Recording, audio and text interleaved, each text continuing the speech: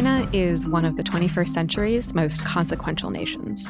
It has never been more important to understand how the country is governed and what its leaders and its people actually want and believe. Welcome to Pekingology, the podcast that unpacks China's evolving political system and the trajectory of China's domestic and foreign policy. I'm your host, Henrietta Levin, Senior Fellow with the Freeman Chair in China Studies at CSIS. This is Pekingology. I am very pleased to be joined today by Minxin Pei, a professor at Claremont McKenna College and editor of China Leadership Monitor. He recently published a fantastic and ambitious book called The Broken China Dream: How Reform Revived Totalitarianism. The book traces the evolution of China's political and economic system through the post-Mao era, arguing that an eventual return to totalitarianism was essentially guaranteed by the way in which the party went about pursuing reform and opening starting in the 80s.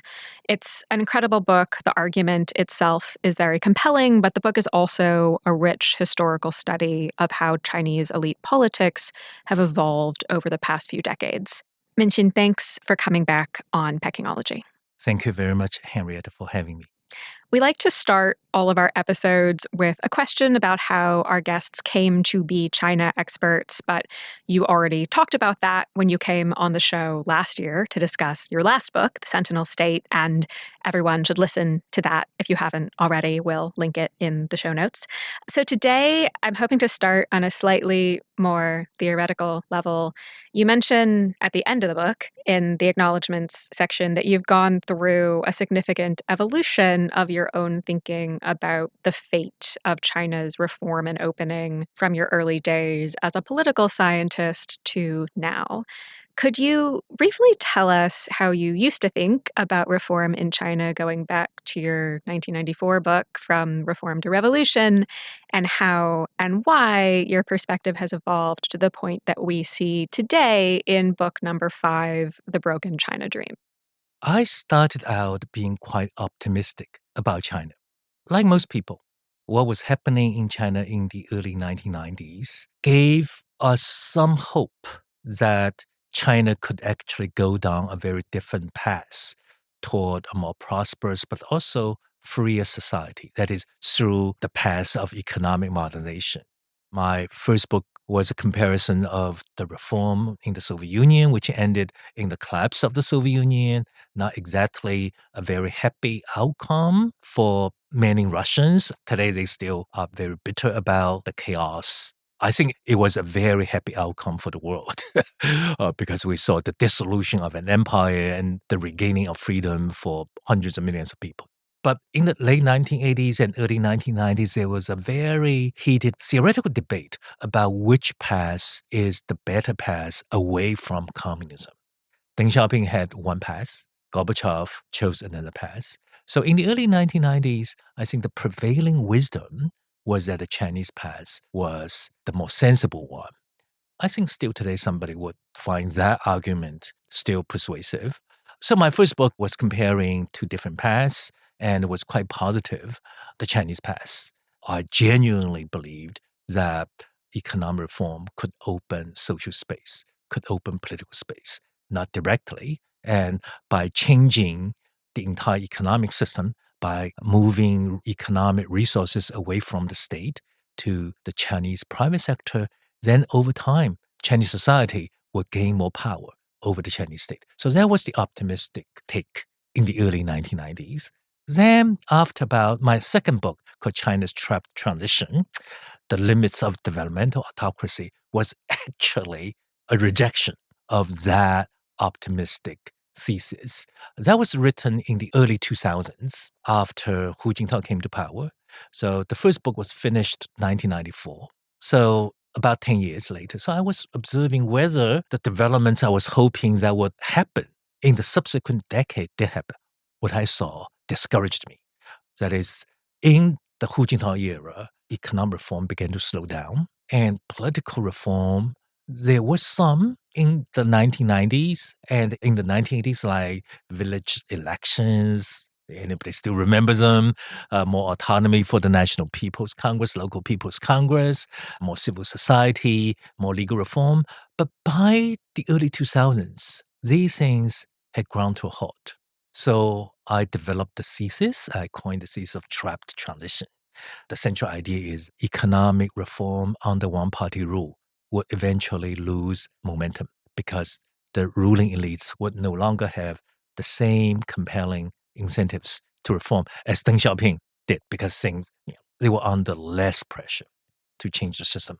At the same time, the political costs of reforming the remnants of the old system were much higher because they would be dealing with the core components of the old system, much more resistance. So that's the second book. So the third book was even more pessimistic because I looked at corruption. How come economic development under one-party rule gave rise to not just pervasive corruption, but a unique form of corruption that is collusive corruption, that you had groups of people inside government, also party officials and businessmen colluding with each other. So that's the crony capitalism. So eventually I concluded economic modernization under one-party rule would not only slow down economic reform, but also would lead to crony capitalism. So this book, now coming back to this book, is that it's really a summary of my own intellectual journey. So it's told chronologically how one period would lead to another period,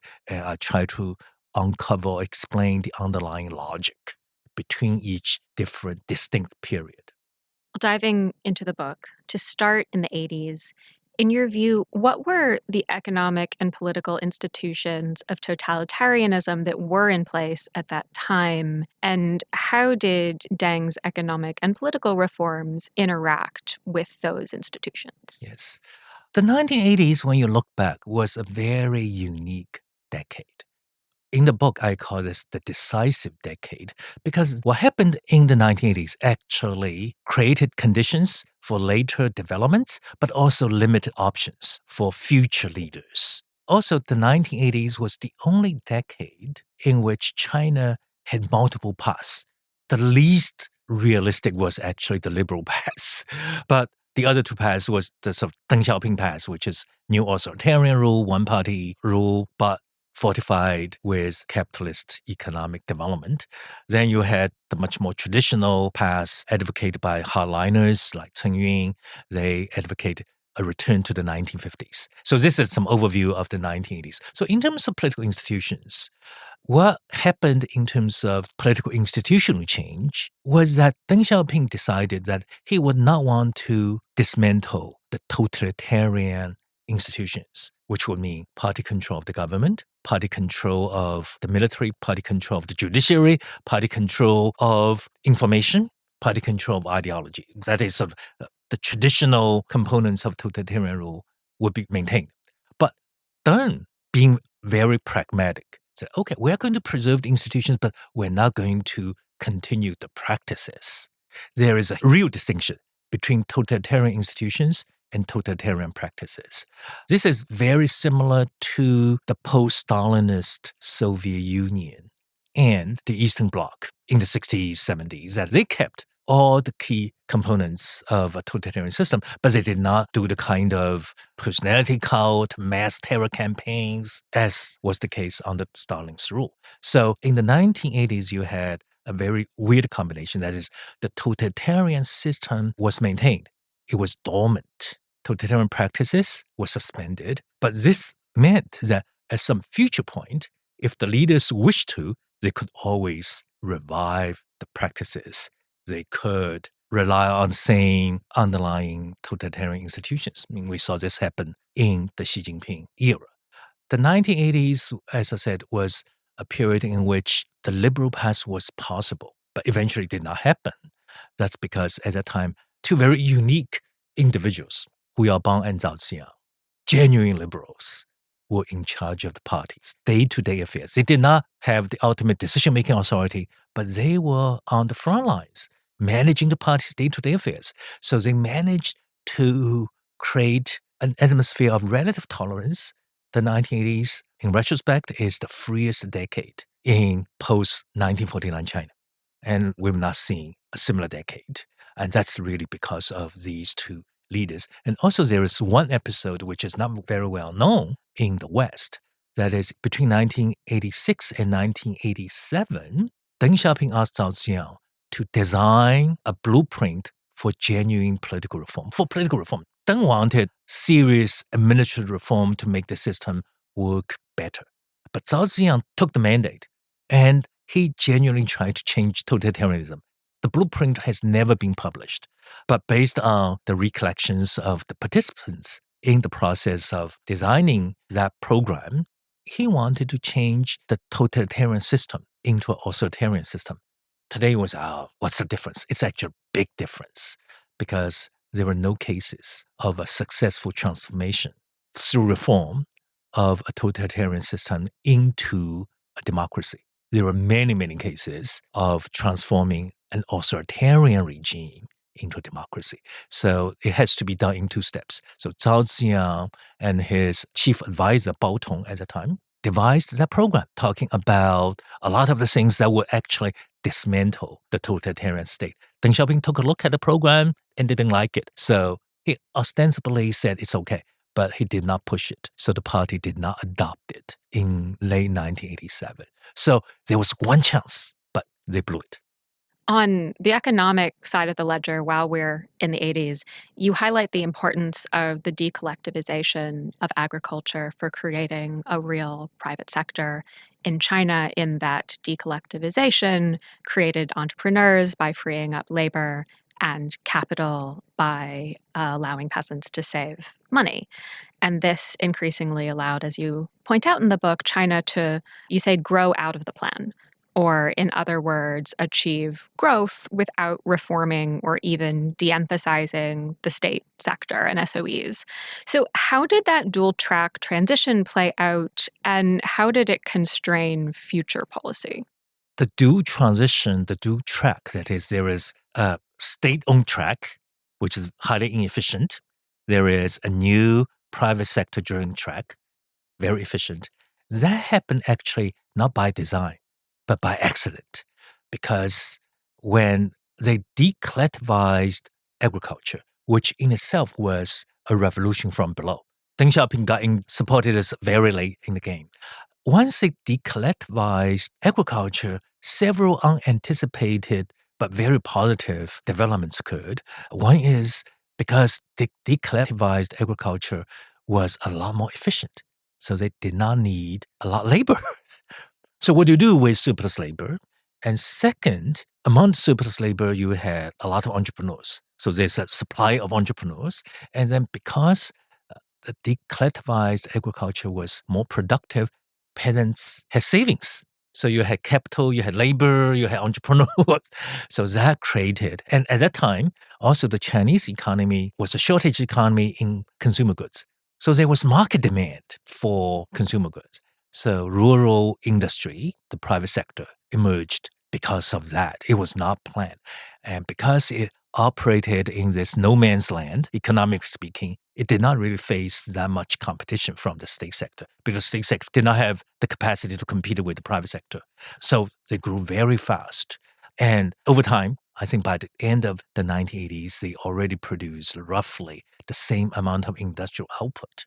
Deng Xiaoping later recognized that this was a really positive development. And he said, the Central Committee did not take credit for this development. So that is what I think Barry Dalton said, growing out of the plan. When you look at China's history of reforming state-owned enterprises, it's a history of failure.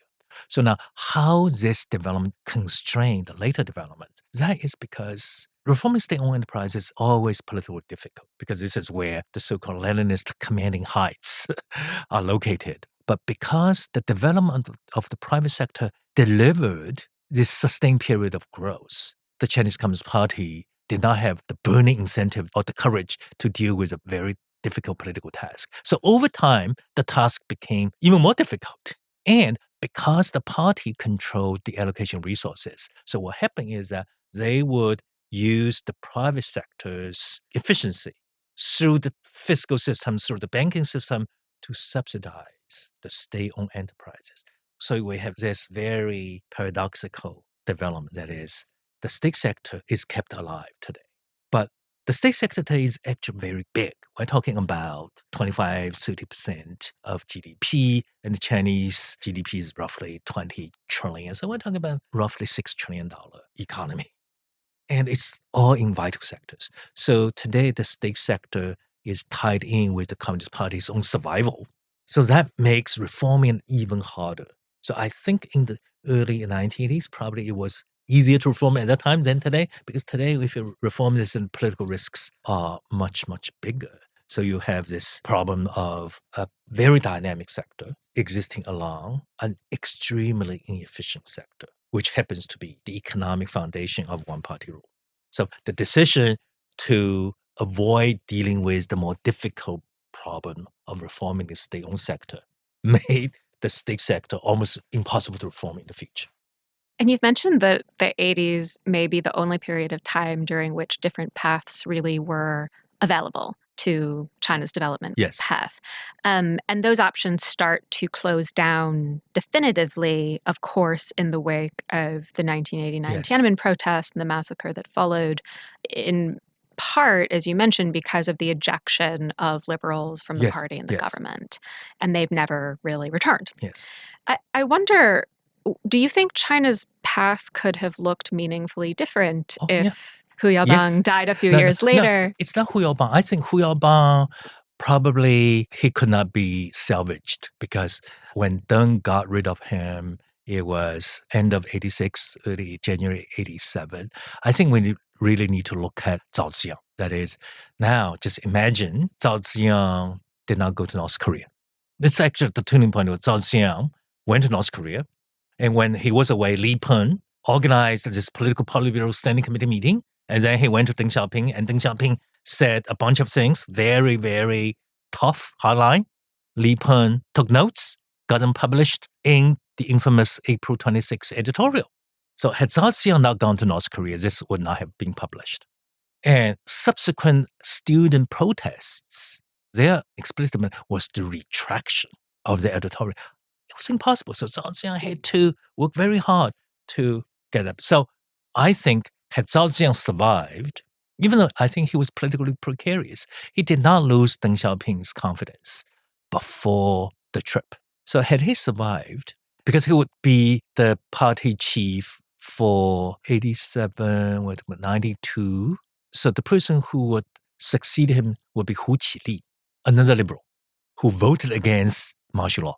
Only two people voted against martial law, Zhao and Hu Qili. Hu Qili was put. So 92 would be Hu Qili. So Hu Qili would be there, 92 to 2002. So there would be no Hu Jintao era, right? Reform could have deepened, and you would not have Jiang Zemin. Probably you are not going to have Xi Jinping, right? It would be very different. So you have very different leadership lineup. And I don't think China would have been stuck in this path. And all the revolutionaries would have died off by 2000s. So the liberals would have a relatively clean slate. And had Zhao Ziyang put in place, after the old revolutionaries passed away, Zhao Ziyang would have the power to implement his two-step solution, turning China into an authoritarian regime first, rather than sort of sticking with totalitarian regime. But the North Korea trip did happen. And so here we are. Now moving ahead to the period between Tiananmen and the rise of Xi Jinping, you argue that China was developing a neo-authoritarian system. What does that mean? Okay. Neo-authoritarianism in China was very popular in the late 1980s. Late 1980s, of course, as I said, China was quite open. They were debating what would be the path forward. There was a minority said we need to follow the Western liberal path, democracy plus economic modernization. By that time, the sort of Stalinist, totalitarian path going back to the 50s lost its appeal. But there's a different path. That is one-party rule plus economic modernization under capitalism. So using capitalist methods. And so that's neo-authoritarianism.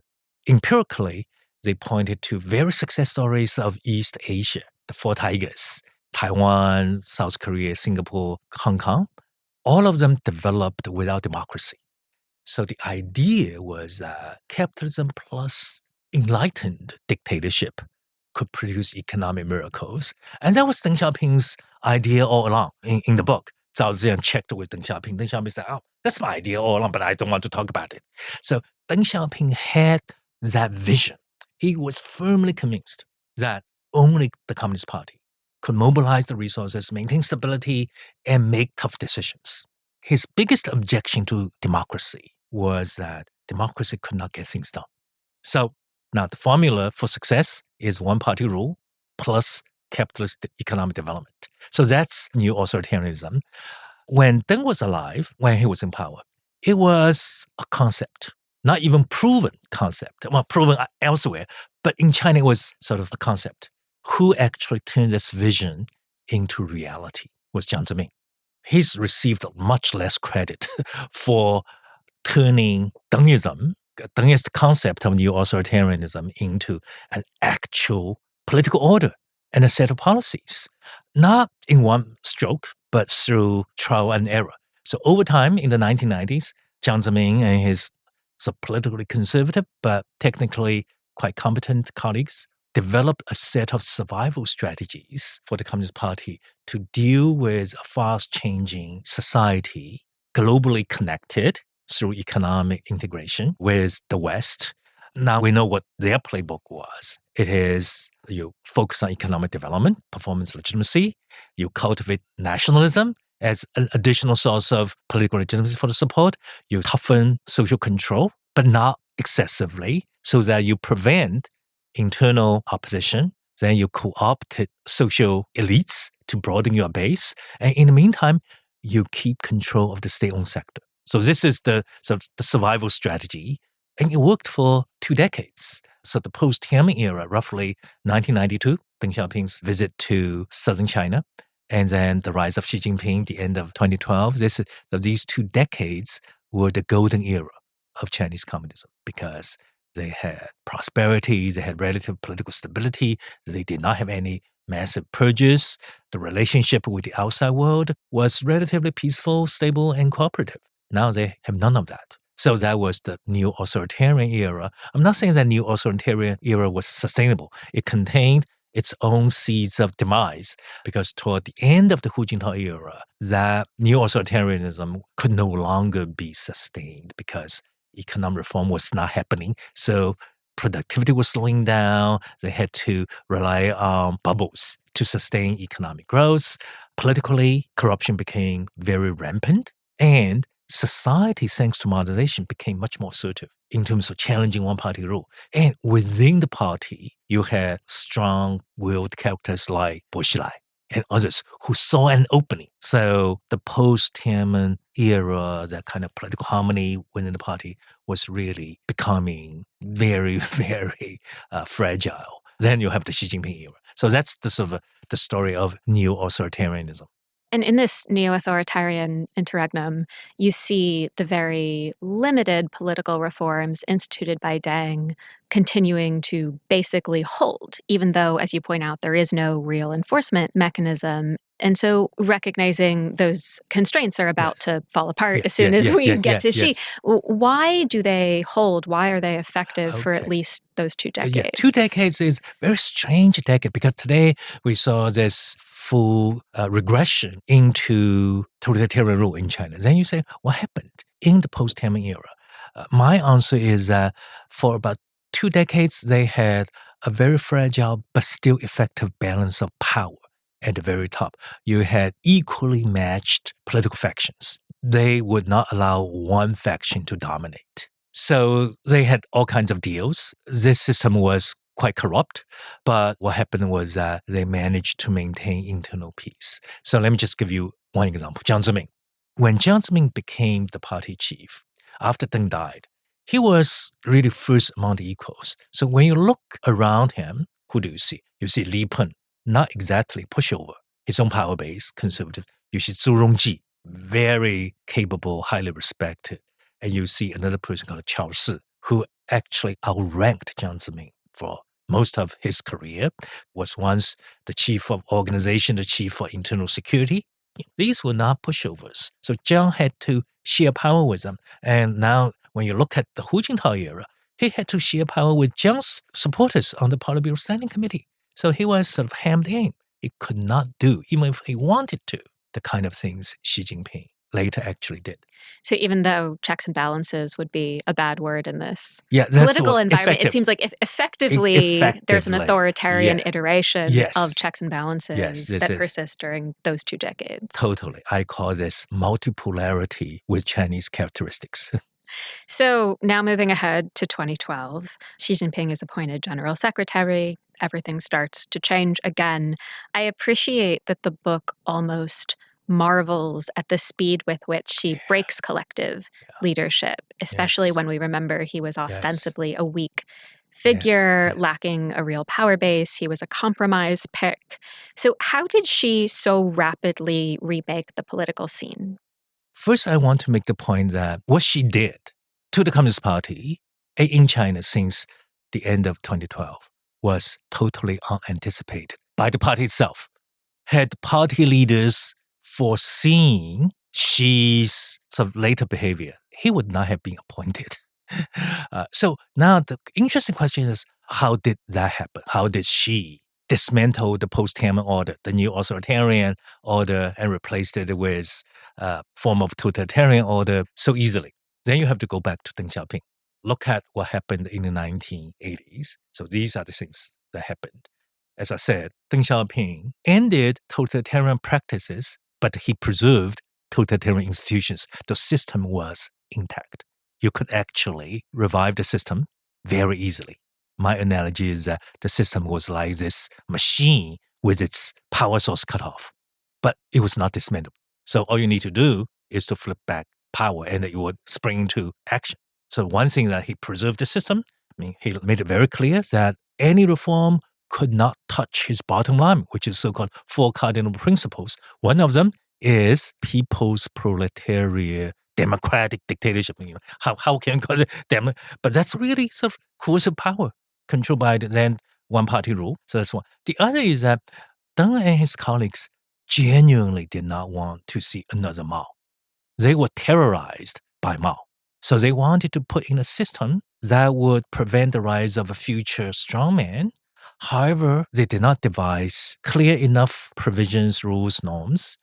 For example, the misconception in the West that the Communist Party had age limits, term limits. That's wrong. When you read, age limits do not apply to senior leaders. Term limits applied until 2018 only to the state chairman or the president, the least powerful position of the all 3 now Xi Jinping holds. So, in other words, you don't have explicit limits. Then the other problem is how do you enforce it? They don't lay out detailed provisions about what happens to those leaders who violated these norms and principles. One of them is the principle against personality cult.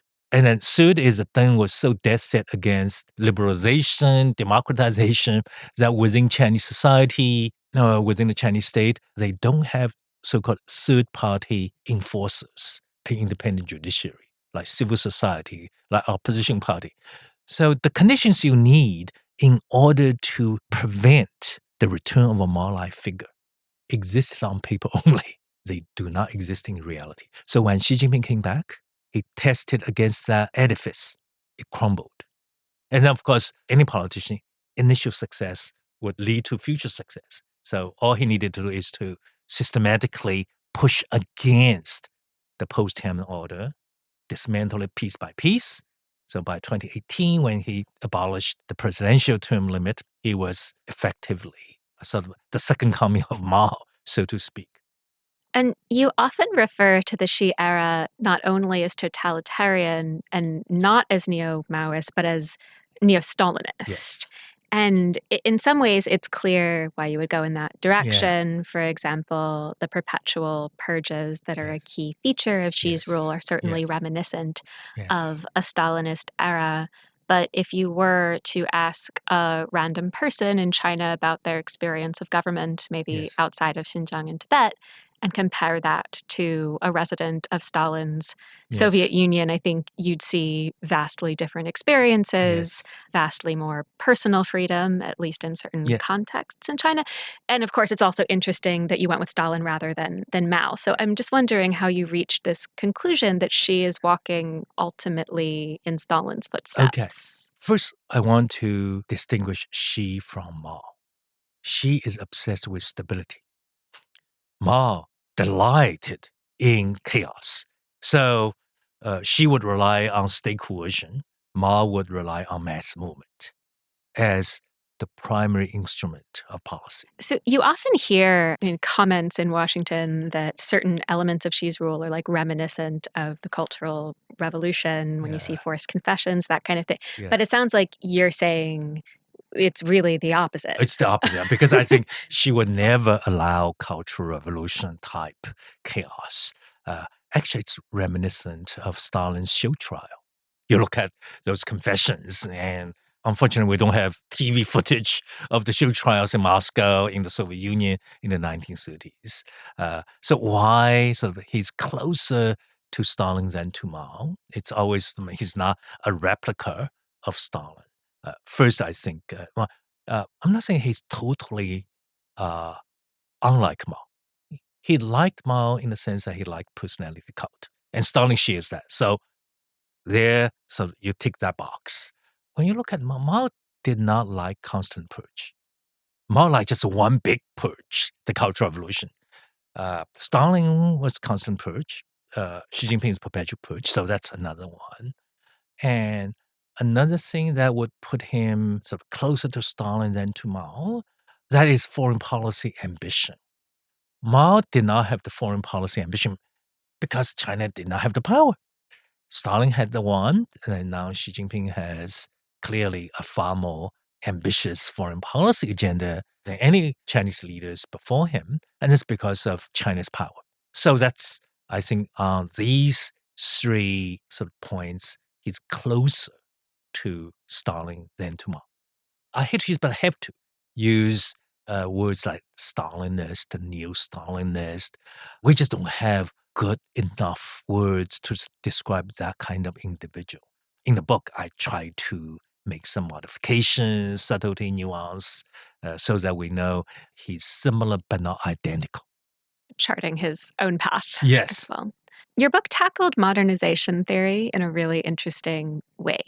And this theory suggests that economic growth should create more fertile ground for democratization. And so China is the obvious counterpoint to the theory. But throughout the book, you highlight interesting moments in which economic growth did seemingly catalyze the emergence of pro-democracy social forces. But ultimately, through various means, the party prevents these movements from growing into organized political opposition. So how do you think about this imbalanced dialectic between civic engagement and coercion from the state? When you look at what economic modernization has done to China, you'll find two contrasting pictures. On the one hand, the political system itself, it's stagnant. It hasn't changed that much. But at the same time, you look at Chinese society, it's vibrant. It's full of diverse forces. It contains, you might call, seeds for more political opening. And you actually see much more active forces of resistance, both in the central part of China, Beijing, Shanghai, those big parts, and also on the periphery, the ethnic minority areas. So I think modernization does, if you give modernization its credit, it does create societal pressure for change, but that's not enough. That's totally far from sufficient. It may not even be necessary. The most important thing for democratization to happen, when you look at the actual cases, is not modernization. It's decisions made by the ruling elites. When they are ready to democratize, they will. If they are not ready, if they are resistant to democratization, as the Chinese leadership was after Tiananmen, they would put down any challenge to the party's authority with force. We saw this not just in the case of social protest, pro-democracy forces like Liu Xiaobo and others. We saw this with Falun Gong. right? Not explicitly pro-democracy, but clearly a very well-organized social force that could challenge or threaten one-party rule. So that's why I think if we want to make the connection between modernization and democratization, we have to treat it in a much more sophisticated way. That is, you look at the social effects, very positive. But you have to say how modernization changes the political calculations of political elites. That's a very different matter. A few months ago, we had Ron Emitter come on Yes. the show and talk about his latest foreign affairs piece, which argues, as I'm sure you know, that the generation of CCP cadres who came of age in the more open period of the 80s and 90s will start to assume real decision-making roles soon.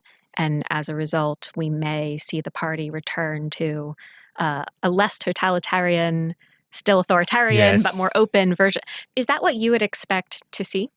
I would count less on generational factors. Generational factors make a difference. But I also been struck by how power can corrupt people. That is, you don't have to look very far. You just look around, and then once you get into power, you think very differently. The kind of values you used to sort of uphold might no longer be dear to you. You might actually value power a lot more than other things. So, but I think what Rana got right is that future elites have a lot of challenges to deal with. Now, Deng Xiaoping came to power. So we have to look back at history in order to have some idea how future Chinese elites will choose their path. So Deng Xiaoping came to power and said, Maoism, that's not the party's path. The party cannot survive on this path. Okay, so the party convinced, okay, we're going down the Neo-authoritarian path. Worked for 2 decades. For one reason or another, Xi Jinping came along and said, that's not the path for us. I'm taking you back to the totalitarian path. We don't know how long he will hang around. 2 decades, 25 years, he is. By the time he's gone, and it's very likely he will leave China in a big mess, then the party will be faced with another existential choice. We've tried 3 things. The Maoist path, the Dengist path, and the Xi's path. None of them has really worked. So what shall we do? We can go back to the Dengist path that appears to be the path of least resistance, but it probably would be pretty difficult because people would say, well, that does not solve the problem. So we might see a fourth path.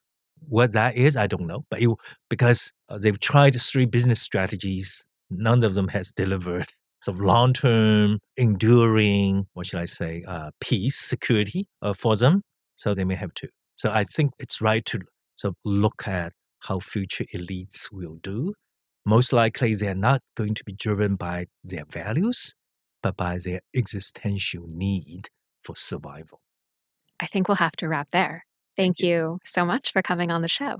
Thank you for having me on the show. To our listeners, I really hope you will read the new book, The Broken China Dream, How Reform Revived Totalitarianism. It's a fantastic read. And as always, we'd love to hear what you thought of today's conversation and what issues you'd like Pekingology to unpack in future episodes.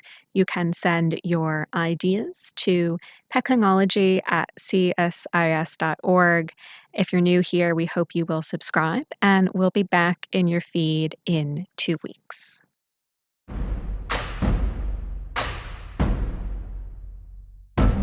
If you enjoyed this podcast, check out our larger suite of CSIS podcasts. You can listen to them all on major streaming platforms like Apple Podcasts and Spotify. Visit csis.org/podcasts to see our full catalog.